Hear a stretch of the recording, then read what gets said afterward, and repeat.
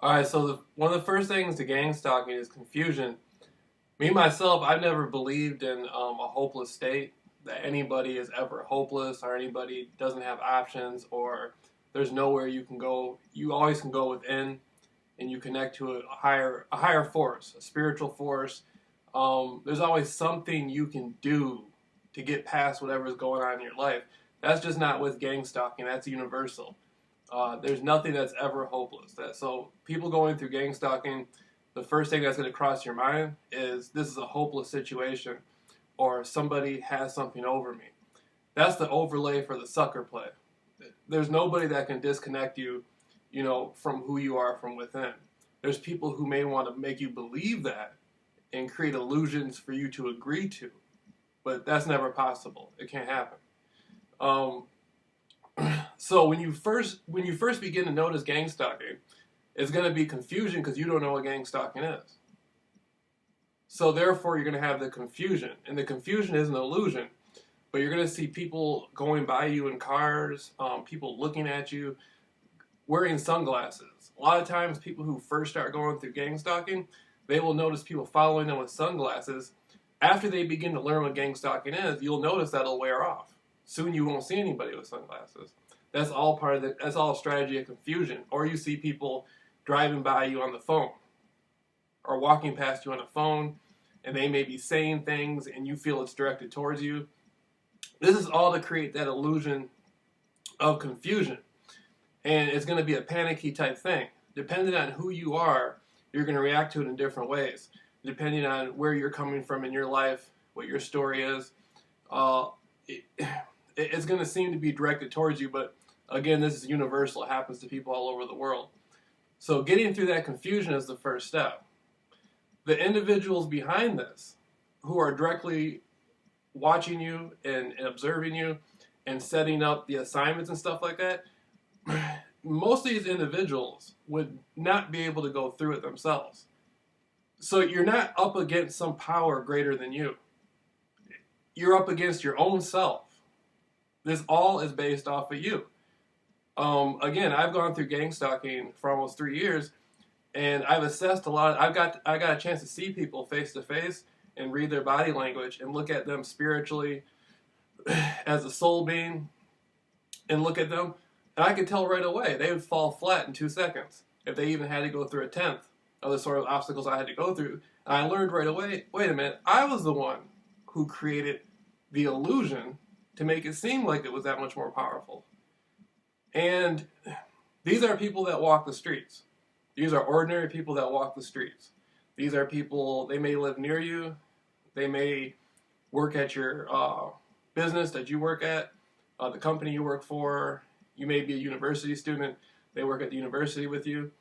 But there's nothing there's nothing these individuals have that's anything bigger than what's going on within you. So establish the roots of what's going on inside yourself. There's confusion happening. I feel a level of discomfort, and I'm uncomfortable with this situation. Start, again, I always say this, go stand on a corner and watch the people come by and do the assignments and assess them and look at them and get comfortable with it. The individuals that you feel comfortable with, connecting with, wave at them, talk to them, go through all that. Once that confusion wears off and you begin to notice, wait a minute, I see the patterns, the color coding. Usually it's black and red. For other people, it's other colors. Once you establish that, okay, I got that now. Color coding, I know what that is. That's a visual technique. The brightening, that's a visual technique. There's some audio at play. Some individuals may use music for whatever reason, or they may use some other yelling. You can be walking down the street, people will get behind you, and they'll keep a distance from you, but they will be yelling out. Or you'll go past a certain area, like houses, individuals will be yelling. That's audio. So first you establish the visual. Certain individuals doing certain assignments and certain techniques. You get close to the patterns, then you come into the audio, and you realize, okay, now I get it. Visual and audio, they mix it together a lot. So the level of confusion is starting to wear off. You're starting to realize, wait a minute, this is something that is very simple, and better yet, it's happening to so many different people.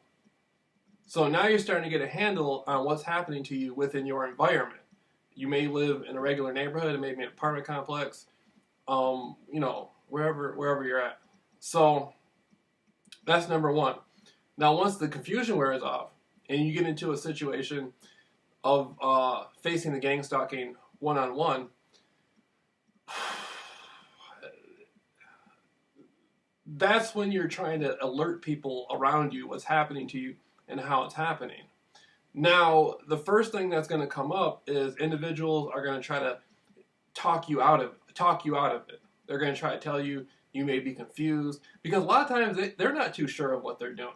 A lot of times the people are just asked to do minor assignments. They may tell you a little bit about what they're doing, or that individuals have approached them and asked them to do assignments. You can come across people who are open about it. People will be open about it if you try to get the information out of them. But a lot of times they don't know really too much about what gang stalking is. They're just asked to do these little assignments. So the confusion wears off. Now you realize, wait a minute, people are making money off this stuff. I can't go, everywhere I go, people are getting these little discount coupons and all this stuff. Like, this isn't what's going, you know what I mean? So now you're at a situation to where you can change your environment.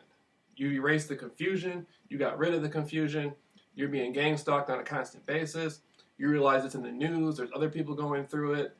So now comes in the distraction factor, where the people who are orchestrating assignments on you the most, these are, sometimes you won't never see them. Sometimes you won't see them. They watch you peripherally. They watch you through technology, or they're aware. They listen to your phone calls and stuff.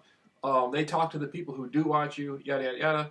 But a lot of times, you will encounter these individuals. If you live in a neighborhood or you live in an apartment complex, the individuals who are using all this stuff against you the most, you're going to see them, and eventually you may even discover who they are. You're not going to be sure at first. It's going to take you a while to connect the dots. You may see them exchanging hand signs with somebody else. And you're going to see that and say, wait a minute, why do these people look at this house the most and do hand signals the most with this house? Why are these people continuously going to this shop right here and talking to this person the most? Like, what's the source of that? Why is that the source? So you'll realize, wait a minute, okay, now I see where this energy is coming from, these certain points. Now I understand where this energy is coming from. And so once you get a handle on it, the distraction factors go up. People want to orchestrate the most distraction against you. You could come into a situation where you get covertly drugged. Again, I went through a large city, Phoenix, and every single day I would wake up and go out and jump rope, and I just became active. I would go to the park and just start talking to all kinds of different people and tell them about what gang stalking was, and I didn't have any problem with it. I'd walk right into a store and shake the person's hand and talk to them about it. I didn't trip off it, and the people that were doing it became friendly. They were like, wow, man, this guy was assertive, and he asserted himself. And so they became friendly to me, and they started waving at me and stuff. And it became a situation where I became comfortable with it. Then more distraction would come in. Now I'd go out to eat, and before that, when I ate, my food never got drugged, because they were dependent upon the simple basics of the gang stalking to distract me the most and cause the most disruption in my life. But then when I was eating this food and I started getting drugged, I realized, okay, I get it. I'm getting drugged because the other stuff isn't working that much. The effects of the gang stalking tactics weren't working that much, so now it's time to covertly drug me. So now it's time to use electronic weapons on me. Now they're bringing out the big guns, you know what I mean, so to speak. And so, and when that happens, always put some humor with it. Always put some humor with it. There's two different types of people. A lot of people will look at that and get kind of hysterical and run and be like, oh my God, they're drugging me, and yada yada. There's people out there who'll be running down the street in broad daylight, naked or something, or they'll go, they'll just trip out. There's people out there who'll lose it. But you always want to stay focused and keep your mind straight. Always keep your mind straight. Don't allow any other outside force to mess with your consciousness. Nobody has that power but you. Nobody has that power but you. So you keep your mind straight, and you do your best to go through life. And you'll notice the distractions that are occurring, those types of distractions, you'll still learn to get through those. You'll learn obstacles about the drugging, about the electronic harassment type stuff. Those are energy weapons. which are very real. They're very real energy weapons that people use. And I've never seen anybody using one in person, but I know they exist. If you got the money, you can get them. They're on the market. A lot of this technology is on the market. You know, there's big bucks in it, right? So people are going to use this stuff on you if they're getting paid to do it. But so you keep your mind trained and you stay focused, and you even will get through that. You even will grind through that no matter what. And so once you start getting through that, then the people creating these distractions will realize, wait a minute, the guy got through the confusion. We set certain people in certain places and made them do certain stuff. We thought he was just going to flip out more than what we didn't. God, so the guy, okay. So, and they're going to do psychological profiles on you and assess everything about you before it starts. So once you get through that, then you come into the subject, like I said, covertly drugging the electronic weapons. Then you get through that. So now it's a psychological type of thing where they're going to emotionally try to mess with you. They're going to take people around you. It could be loved ones. It could be somebody you want to have a relationship with. It could be a wife. It could be, you know, if it's a woman, it'll be, you know, her husband or whatever, or it could be your mother. If you have children, it could be your own children. They're getting to do these assignments. They're really going to try to figure out, how do we get inside this person's consciousness and mess with them? It's from a spiritual level. Then you realize the technology doesn't really mean anything. Yeah, they can listen to your phone calls, text messages, emails. If you go into a building, all this stuff is like in a certain type of surveillance. You know, it's hidden cameras and smoke detectors, and there's a whole other grid that exists that nobody knows, most people don't know exists. There's a whole other system that exists that people don't know is there. So you can constantly be watched. You have satellite technology. This is something that all people who go through gang stalking go through. It's not anything specific. It's just in general. So they learn your habits. Human beings are creatures of habits. They want to learn your habits, know where you go throughout the day, and then they create these systematic distractions. Now again, once you start getting through that, now they use the people around you to emotionally distract you. And so only you can give that power. Just like in the beginning when you were confused and you were going through these illusions, you gave those illusions and confusion power. The primary thing is you always have to face that fear. Hiding from a fear does not work. It does not work. If you have some fear over a person or a thing or whatever is out there, it's never going to work for you to try to hide from that fear. I went through a situation where I live in a rural area of Michigan, right? And so constantly cars would come, and these cars would think like they were going to hit me and kill me when I was driving down the street. They would be driving down the road, move over, come like they were. This happened so much. Not just in broad daylight. At nighttime, I go on walks at 3 in the morning, and the cars would be doing the same thing. They would come right here, and then move away. And in my mind, I'm thinking, you know what? It could be a drunk driver, or it could just be somebody who just wanted to hit me and kill me. You know, there's enough people, people just want to lie about it and get away with it. They probably could. And so, but I continued to go. I didn't move. I didn't move and run into this. I just continued to start learning to face that fear. And once you constantly face a fear of death, or you constantly face any other fear you have, whether it's a social fear or a psychological fear, you become immune to it to some degree. And if you keep a bond with your creator, a creational force, then it's all right. Because then you realize, wait a minute, this is just a physical body. There's always some form of spiritual moving on, some sort of change. So in essence, gang stalking can help you lose a lot of different fears. It can help you if you work with yourself within it therapeutically. It can be used in a positive way. Now again, the emotional distractions. Average humans are very weak. The way society, they don't have to be, but the way normal society is structured, human beings are very psychologically and spiritually disabled. And it's very easy for them to not be forthright people. It's very easy for them to be dishonest and not be very forthright people because they don't have any spiritual center or any deep psychological center. And the people who orchestrate the gang stalking stuff, they know all that. They know that. They know how easy it is to get somebody to do something. They're masters at it. So if you're somebody who is honest and you're on a high spiritual level, you got to remember that these people around you, they're going to be weak. You're talking about people who, most of the people they go to school and go to work. Other than that, they're not going to have anything really going on anyway.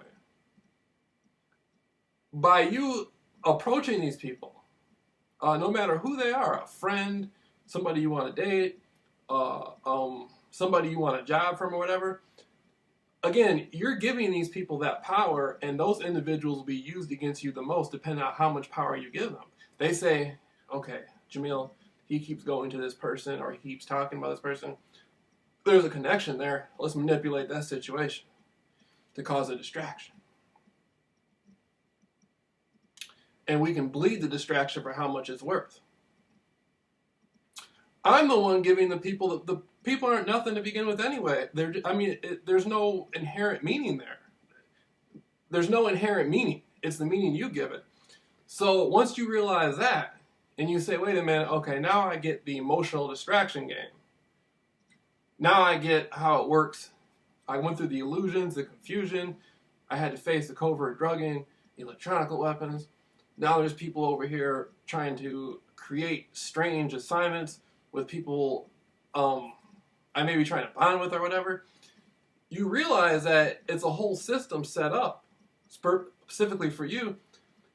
One of the big things people come across is trying to speak to somebody. They'll confuse you as being psychologically off balance. They'll say, how can all that be happening? Why would anybody be doing that? What are you doing to make all these other people do that to you? Say, it's happening to people all over the world. What are you doing? The explanation you give. So that's the biggest dilemma. Once you get to the point where you faced all these fears and you went through all these things and you've really mastered gang stalking and you can go up to people and talk to them about it or whatever and get through it, now it's a thing of you want to get your story out. You want to build platforms. You want to create a positive life for yourself. You want to have the type of life you want to live. Not all knowledge is for everybody. There's a lot of things I know about I wouldn't even tell my own mother. There's things that you just don't tell everybody. So there's some people you meet, they may not be strong enough to have that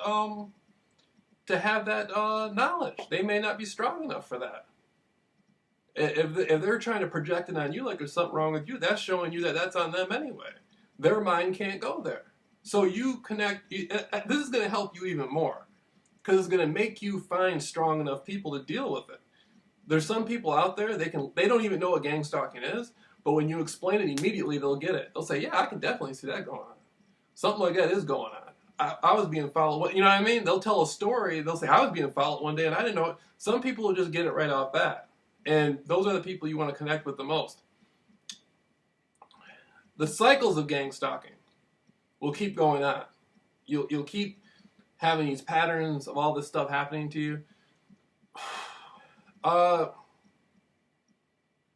If you get in a situation where somebody's trying to paint an awkward picture of you or whatever like that, or trying to make you look like you're lying or whatever, that's going to fall apart anyway. That's all going to fall apart. So if people are spreading stories about you, or people are saying, man, this guy's tripping, he's talking about gang stalking, or if you're a woman, they're saying you're tripping, that's going to fall apart anyway. Everything always, eventually everything can be seen for what it is, so it doesn't matter. So that's what now. We went through fusion. That's the beautiful part, is once you get through the confusion, I've been going through gang stalking for almost 3 years. I don't have any confusion about it anymore. I know exactly what this gang stalking thing is. I know it can work through, workplaces, shops, neighborhood watch groups, other types of associations and networks. I'm very aware of what gang stalking is. I'm not there every day when the people get the assignments on their phone and stuff like that, but I've seen different people get messages through Facebook, show me on maps, like, they'll have a phone, and the phone will teach them through the app where to go to do the assignment. So if you're standing on this corner over here, this person will be told specifically how to drive past you and what to do. Now, they may not know what gang stalking is, unless you explain it to them, or they just naturally already know what they're doing is gang stalking. But then they'll do they'll do all this little stuff. So I know a little bit, I know enough from my perspective to go through a day-to-day life and deal with gang stalking. How you'll walk into, like when you get your food drugged, people will come in and say, oh, we're doing this to help the person out. It's a certain health code, so we're going to put this element in their food, yada, yada. Yeah, you can make up any story you want. That's on you. But you know what's happening. You know these people are drugging you, and it's happening for specific reasons. So erase the confusion, and you'll be straight. You'll be straight. They have to keep up with you. The people who gang stalk you, they have to keep up with you. So there's another tactic I like to use called the genie effect. The genie effect worked. I perfected that. The genie effect worked pretty well. The genie effect is when you can go almost anywhere, and the gang stalking is set up to mimic you.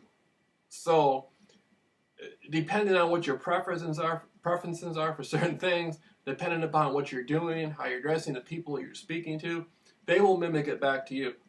So, in essence, you can change, through the genie effect, you can change your experience of gang stalking very strongly. Again, all this money is being spent on you.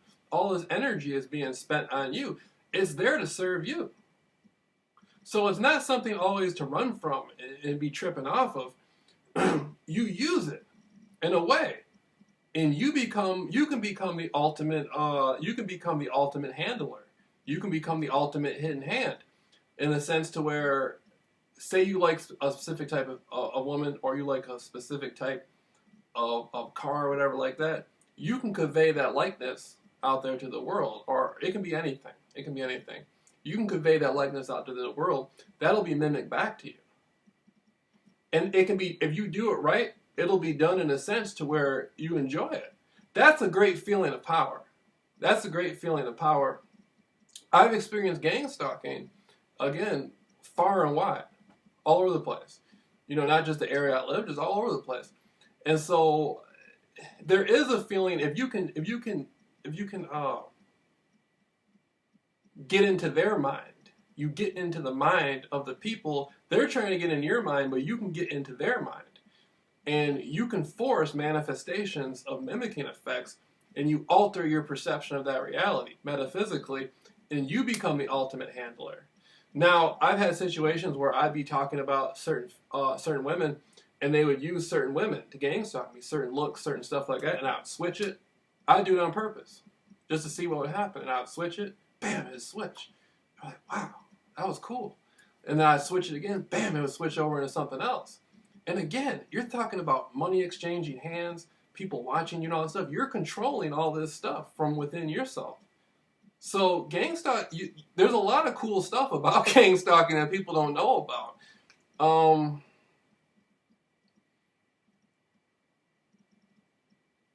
One of the best things is that a lot of the people who gang stalk you, they're only stuck in their version of it.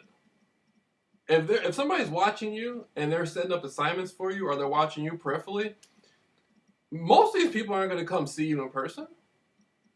Go stand on the street corner. Go out and stand on the street corner and wear whatever clothes you want, and you go around, pass out flyers and all that stuff. They're not going to come and talk to you.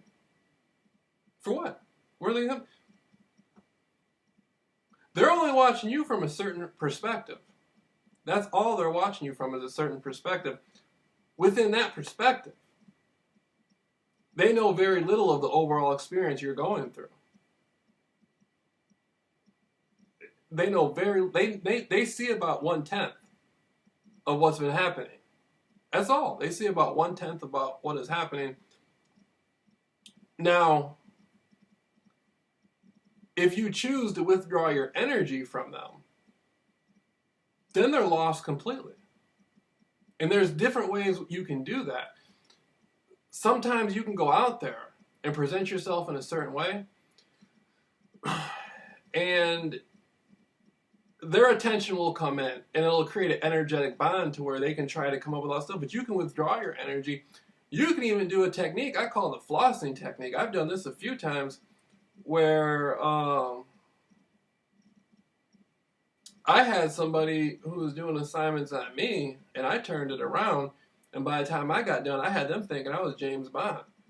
You know, I was like, why else do you think you're gang stalking me? You're gang stalking me because I'm famous. And they didn't even know who I was. And so by the time I left, they're like, well, what's your number? What's your number? What's your number? And all this stuff. You can tweak this stuff out right. You can get it. You can really get it cracking if you know how to pay attention to detail. It comes from living through it. So the confusion state, and they're always looking. See, the people who gang stalk you the most, they're always looking for some sort of dramatic pitfall in your life. They're always looking for you to get to some sort of low point or whatever, so they can say, "Oh, we got this person down. We can do this, this, and this." You can use that as an overlay for the sucker play. They don't, you know, you're only as down as how you feel from within. Again, the people only exist because you give them power. They're only there to create the distractions. That's it. So you can erase, you know, you can say, well, this, you know, so what? So what? I've been followed all this time, and this has happened to me, and this has happened to me, and I've gone through these circumstances, but so what? So what? That's not who I am. And see, you get yourself going on a proper track. You know, you get yourself, you can get yourself through whatever. You can get yourself through whatever. And so that's what I want to leave people with. If you're going through gang stalking, just get through the confusion phase. Then the new obstacles that come in, the different ways they're orchestrated, slowly but surely you will learn how to get through that. Then the phase you go through where people will try to like rewrite your history or try to make you look like you're crazy or something. Those people don't got any power to rewrite anything. They couldn't walk five minutes in your shoes. So you constantly reinvent yourself, and you come into a platform to where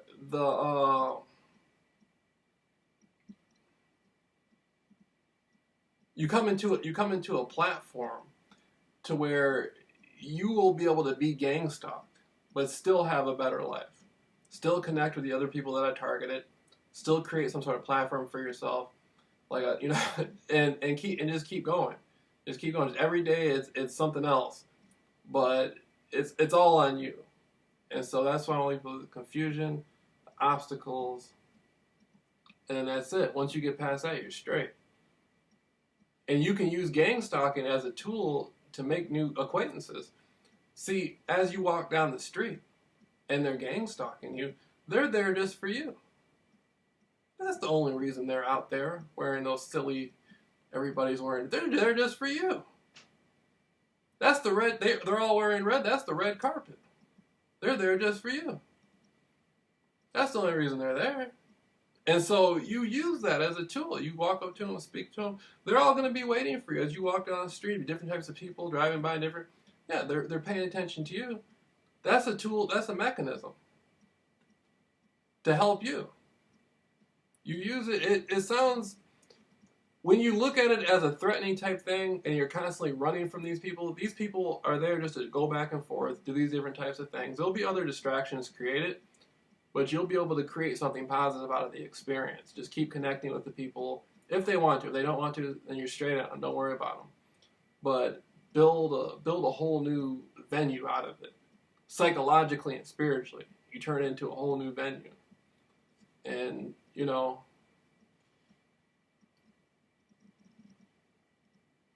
If they really want to do something to you, they already. If a lot of people who get gang stalked, they're confused about what's going on, they're afraid. You know, if somebody really wants to do something to you, they're going to do it. Nothing you can do about that. But I'd say don't ever trip, don't ever be worried about that. That's how they mess with your mind, trying to make you think, trying to make you scare yourself. That's spiritual right there. That is spiritual. They're trying to own your fears. They're trying to create a real estate in your mind through the illusion and own your fears. And if you continue to make your fears for sale, then that's how they can live off your fears. Once they realize they can't live off your fear, then they'll move on to somebody else's fear.